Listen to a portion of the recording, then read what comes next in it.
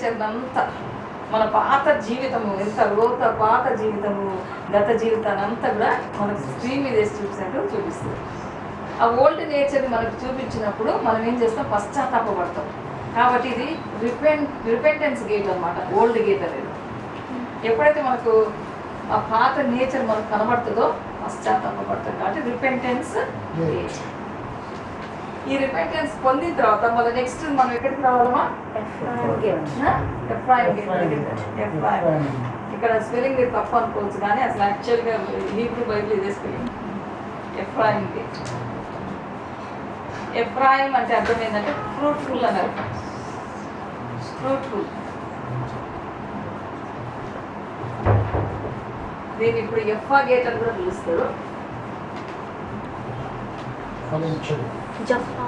జఫా gate, ఎఫ్ఆ gate అని అంటారు.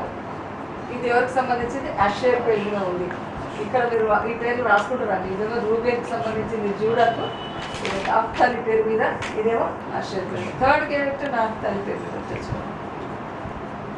Third gate నాఫ్తాలి పేరు.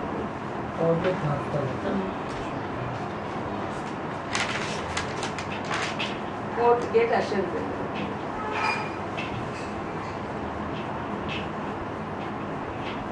ఈ ఎఫ్రాయిం గేట్ మనం బయటకు వస్తే జొప్పా అని స్థలం, జొప్పా అనే స్థలం దగ్గరికి పోతాం కదా. అక్కడనే మనకు ఎయిర్పోర్ట్ ఉంటుంది, టెల్ అవీవ్ అనే ఎయిర్పోర్ట్. ఈ ఎయిర్పోర్ట్లో మనం దిగి జెరూసలేంకి ప్రవేశించాలంటే ఇది గేట్ అన్నమాట. అన్నీ ఎక్కడెక్కడికి ఏ గేటు ఎటు ఏ దేశానికి తీసుకుపోతుంది, ఏ ఊరికి తీసుకుపోతుందో చూపిస్తున్నాం. సో ఇప్పుడు ఎఫ్రాయిం గేట్ అంటే ఫ్రూట్ఫుల్ గేట్ అని మనం తెలుసుకున్నాం కదా. ఫ్రూట్ఫుల్ గేట్ దగ్గరికి వచ్చినప్పుడు దేవుడు ఏం చేస్తాడు, ఇప్పుడు పరిశుద్ధాత్మను పొందుతున్నావు, నీ ఓల్డ్ నేచర్ నుంచి రిపెంట్ అయినావు, ఇప్పుడు ఇక్కడికి రాగానే దేవుడు ఫ్రూటస్ స్పిరిట్ నీకు ఇస్తాడు. అంటే సంతోషము, ప్రేమ, సంతోషం, 9 ఫలాలు, ఆత్మ ఫలాలు 4 చేతిలో పెడతాడు. అంతేకాదు 9 ఆత్మ బలాలను కూడా దేవుడు ఇస్తాడు ఈ గేట్ దగ్గరికి వచ్చిన. దేవుడు ఎంత అద్భుతంగా ఒక ప్లాన్ అనేది ఎట్లే, ఒక గేట్లలో నుంచి మనకు ప్లాన్ పెట్టిండు, సాల్వేషన్ ప్లాన్. ఈ ప్లాన్ ఎవరైతే అర్థం చేసుకుంటారో కంప్లీట్గా వాళ్ళకు తప్పని అక్కడ మరణం లేదు, వాళ్ళకి మరణం లేదు అసలు.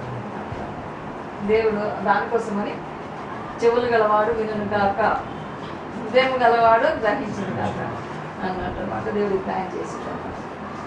Next Ephraim gate fruitful gate కాబట్టి ఇక్కడ fruits of spirit, fruit of spirit, ఇంకా గిఫ్ట్స్ ఆఫ్ స్పిరిట్ ఇంకా మనం పొందుకుంటాం. ఇక్కడ నుంచి ఇక్కడికి రావాలంటే చాలా దూరం ప్రయాణం చేయాలి. మేమేమో దగ్గర పిలిచాడు గేట్లు. ఇక్కడ నుంచి ఇక్కడికి రావడానికి చాలా టైం పడుతుంది. ఎందుకంటే మీరు పశ్చాత్తాపడిన ఫ్రూట్స్ ఆఫ్ స్పిరిట్ మీ చేతిలో ఉన్నాయి. ఇవి చేతిలో పట్టుకొని ఇక్కడ ప్రయాణం చేసేటప్పుడు మీకు ఎన్నో విషయాలు దేవుడు బోధిస్తాడు అన్నమాట. అవన్నీ కూడా ఏ విధంగా యూజ్ చేయాలి ఈ లోకంలో, ఎట్లా వాటిని ఉపయోగించాలనేది దేవుడు బోధిస్తాడు. కాబట్టి నీకు టైము చాలా ఎక్కువ పడుతుంది. ఆ టైం అయిపోయిన తర్వాత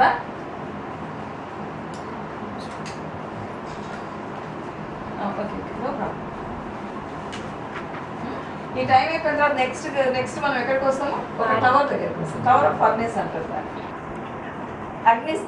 అగ్నిగుండముల గోపురం అంటారు దాన్ని. అగ్నిగుండముల గోపురం, టవర్ ఆఫ్ ఫర్నేస్.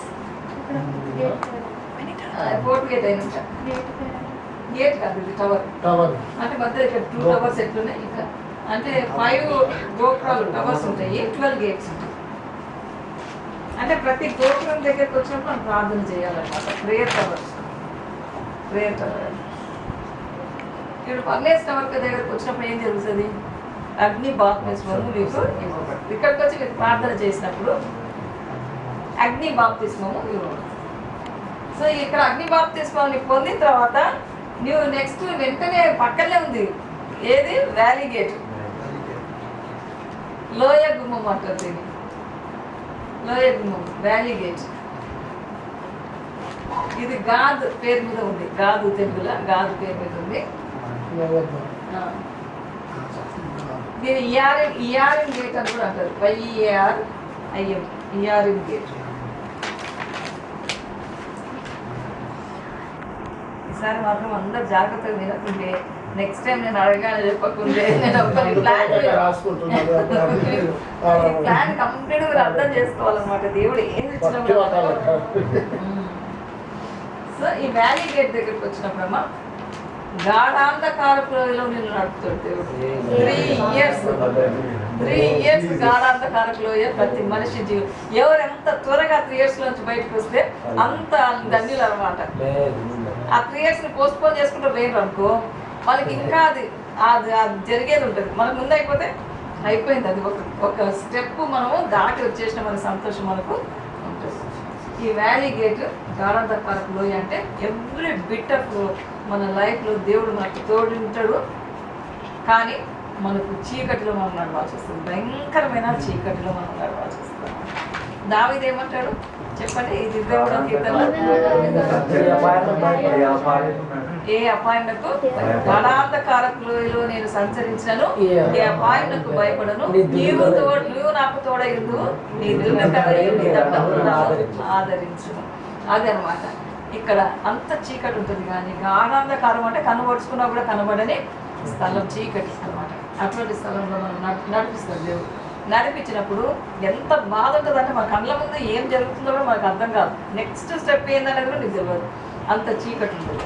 కానీ దేవుడు మాత్రం మనం చేపట్టుకొని ఆ 3 years లైఫ్లో మనం పూర్తయిన తర్వాత నెక్స్ట్ డంగు గేట్ దగ్గరికి వస్తాం. ఎందుకు దేవుడు వ్యాలీలో నడిపిండు? మనలో ఉన్న మురికినంతా శుద్ధి చేయడానికి, మళ్ళీ మరిలమంతా తీసివేయడానికి వ్యాలీ గేట్లో మనల్ని, లోయలో దేవుడు మనల్ని నడిపిండు.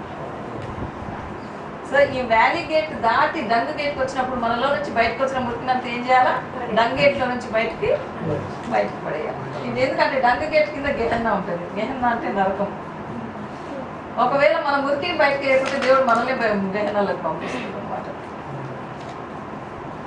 డంగు గేట్ అది ఎవరి పేరు? ఇది ఎవరి పేరు కుదురుందంటే సిమియన్ పేరు. దాన్ని రజియల్ గేట్ అని కూడా అంటారు. RAZIEL Raziel gate. జి అంటే జెడ్.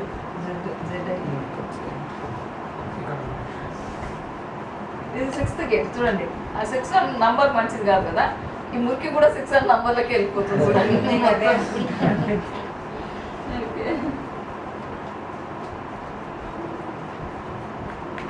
సో ఇక్కడ చూడండి, ఈ వ్యాలీ గేట్ నుంచి చూడండి. వ్యాలీ గేట్ల నుంచి మనం బయటకు వస్తే గాజా వస్తుంది.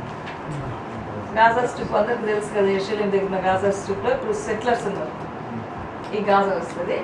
అదే ఈ డంగు గేట్ నుంచి బయటకు వస్తే ఈజిప్ట్ వస్తుంది. ఈజిప్ట్ దేనికి గుర్తు? విగ్రహారాధన.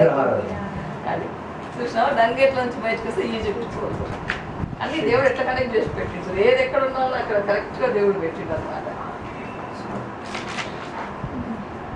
అక్కడ వరకు అర్థమైంది కదా. 6 గుమ్మాలు. మిగతా 6 చాలా ఇంపార్టెంట్. ఇప్పుడు మళ్ళీ అడుగుతాను. ఈ 6 గుమ్మాలు. ఫస్ట్ గేట్ పేరు ఏంటి? సెకండ్ గేట్ రెండింటి మధ్యలో ఉన్న గోపురాలు Tower of 100, Emmanuel Gate. Tower of ఇనాన్యుయల్.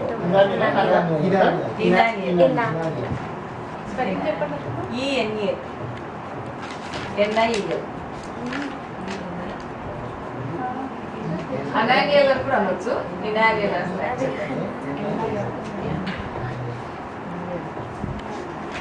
హనానియల్ అని కూడా అనొచ్చు. దానికని ఇనానియల్ అని కరెక్ట్.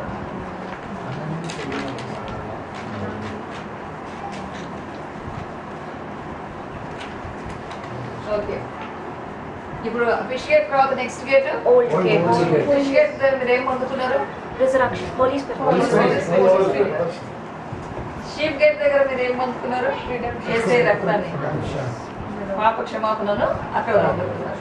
నెక్స్ట్ పాప క్షమాపణ పొందుతున్న తర్వాత మీరు యేసయ్య నేను తప్పిపోయిన గొర్రెను, నన్ను కరుణించిన దేవునికి స్తుతి చెప్పవచ్చు. తప్పిపోయిన గొర్రె అయితే నన్ను రక్షించాలని ప్రార్థించవచ్చు. నెక్స్ట్ గ్రేస్ కోసం మనం అడుగుతాం. హనానియల్ అంటే దేవుని కృప అని అర్థం. దేవుని కృప అక్కడ పొందుతుంది. ఫిష్ గేట్ దగ్గర తర్వాత ఓల్డ్ గేట్ దగ్గర మన ఓల్డ్ నేచర్ అంతా మనకు దేవుడు చూపిస్తారు. మామూలు మనుషులు దాకా పరిశుద్ధాత్మను పొందుకోకుంటే మనం చాలా మంచోళ్ళం అనుకుంటాం. మనంత నీతిమంతులు ఎవరు లేరు అనుకుంటాం. మనం లోకల్లో చాలా మంది మనలో ఏ తప్పులు మనకు కనబడవు. కానీ పరిశుద్ధాత్మను పొందుతున్నప్పుడు మన ప్రతి తప్పు విషయం కన్విక్ట్ చేస్తారు. కన్విక్షన్లోకి తీసుకొస్తుంది. కాబట్టి అప్పుడు ఓల్డ్ గేట్ దగ్గరికి వచ్చినప్పుడు నీకు తప్పులన్నీ